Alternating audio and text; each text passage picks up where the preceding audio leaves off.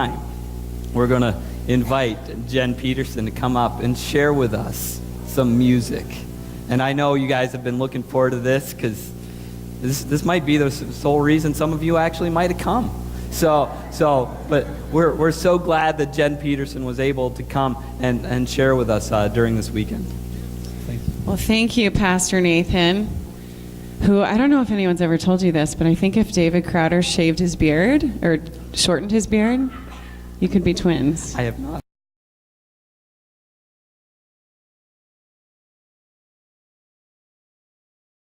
Heard that. Really? Look it up, I think. Anybody else? I'll take it. Awesome. Well, I am so thrilled. Thank you so much for just inviting. Actually, you invited our whole family back, and I am the only representative here because we recently moved. 17 years ago, this congregation so lovingly sent us to Texas, to Dallas, Texas, where we served at a church for 17 years. And I will never forget that day when we actually talked about it at our women's retreat. We had a kind of a hoedown send-off, and we still have all those pictures, and you all have been in our hearts that whole time. And just about 6 weeks ago, my family and I moved to New York City, where we are planting a church in Manhattan. And so we just so appreciate your prayers and your support as we do that. But the Lord's been really faithful through these last 17 years, and we know he will continue to be so. I love what Psalm 145 said about how one generation proclaims to the next the works of the Lord, and to the next, and to the next. And that's what we get to celebrate here today after 120 years of ministry, just one generation after another saying, this is who Jesus is and what he's done for me. So I'm going to share with you today a song that I wrote called The Reward. And I'm going to dedicate it to all of you today. This is just a song about how what we do and how we live this life impacts others. So, The Reward.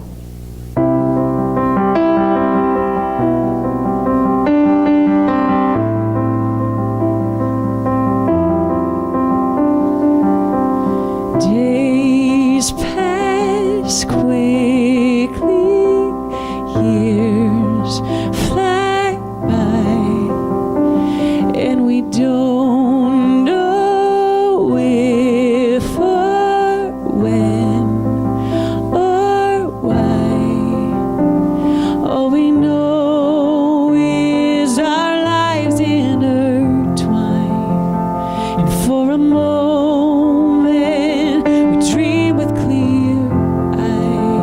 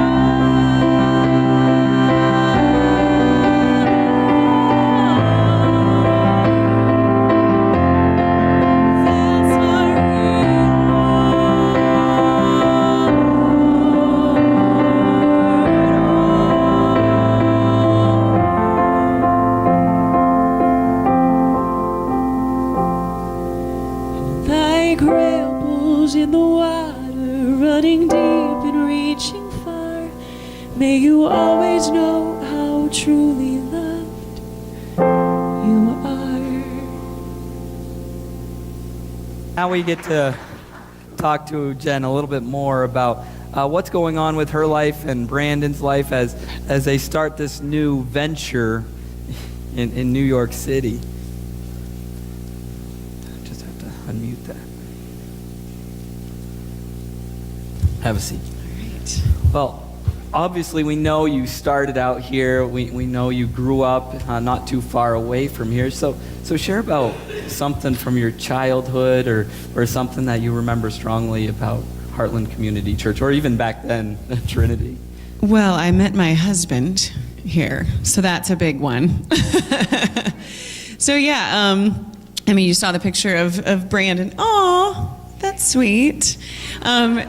You saw the picture of Brandon swinging, so it was kind of surreal just walking by the house today and going, wow, we spent so much time at that house, and not in this room, obviously, but in the church next door, and really so many memories. I don't know. I remember right after we got engaged, so I was a freshman in college.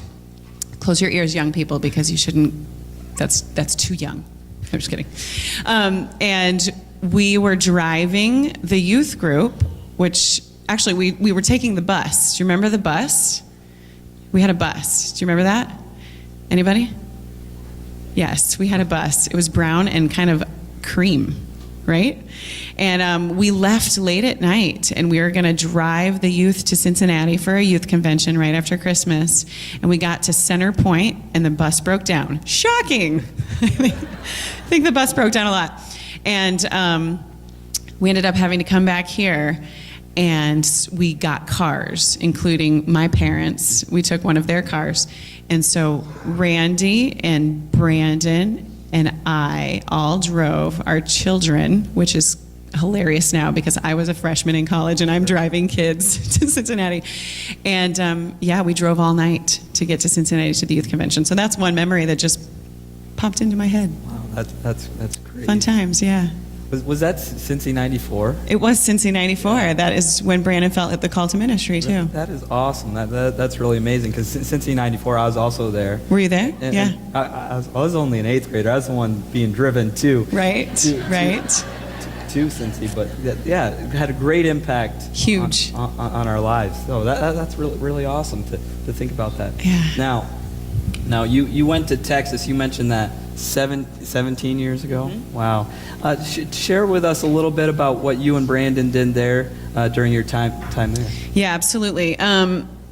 And again, this church was so wonderful in sending us. We just felt that support and those prayers and that love as we were sent. Wow, we were so young. You know, we just graduated college, and when we first went, Brandon accepted the role as worship pastor, and so he served in that role for 13 years. A year after we moved down there, I came on staff. We both actually started doing our ministerial studies through Flame and correspondence and now cross-training. So we were able to do all of our Bible studies through those programs, which we're grateful for. Brandon ended up getting ordained probably 2003, I think, because we had our son then. And then I came on staff a year after we moved down and served in many different roles, from just arts director in general, programming director, to then I ended up being children's pastor for a couple of years, and then Brandon moved into a role as executive pastor for the last 5 years, and I served as worship and outreach pastor. So that's what we did there. That's fantastic. Mm-hmm. Now, when's the last time you even came to Heartland? And you know, LaPorte City and did a concert back in probably 2009, maybe 2010, and we came by the building and saw the space, and I don't even know if it was completely done then. Was it done then? 2009, yeah. Yeah, so it was done.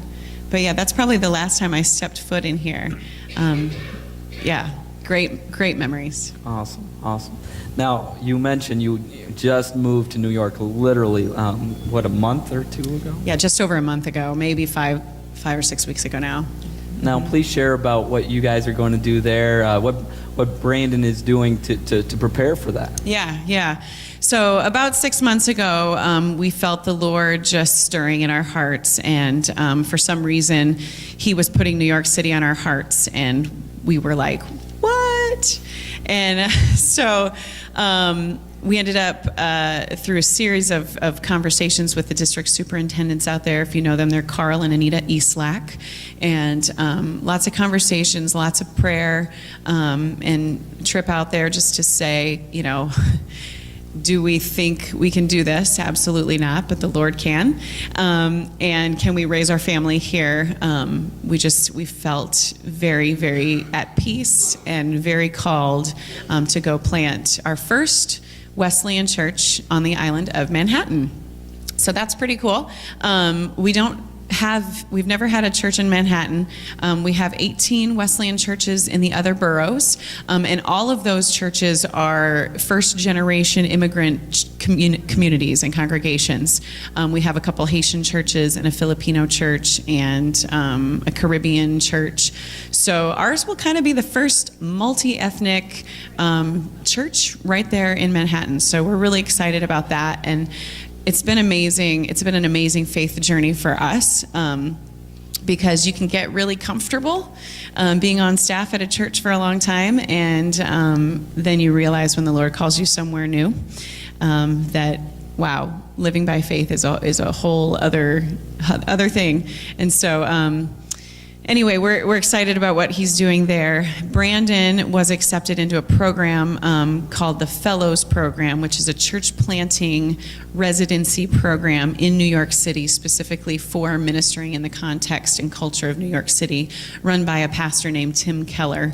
And so he gets to meet with Tim about once a month, and then meet with a whole other group of church planters every week. And it's just an incredible experience, and watching God move. God is at work in New York City in an amazing way, and the church is really flourishing, and we are seeing incredible life change happen, and so that's a really cool thing. And then not only that, but the unity between the churches that we have seen there has been, without exception, just open arms and welcoming, and people saying, we are so glad that you're here. We need the church in every single expression in this city in order to reach people. So we're excited about that.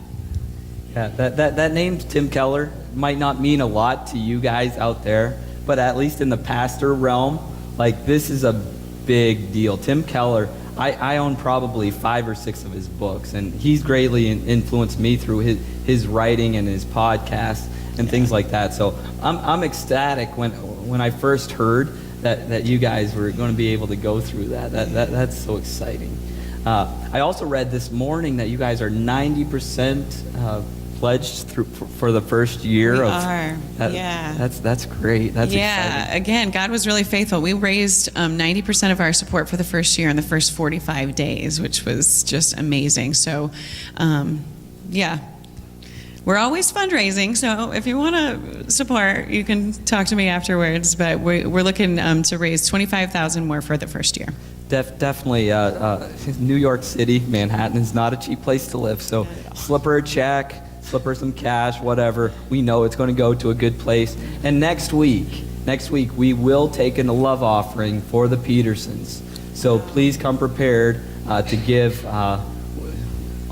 all you can. So it's really exciting. So thank you so much for sharing your heart for New York City and Heartland. We appreciate that. Thank you. Yeah. Thank you all.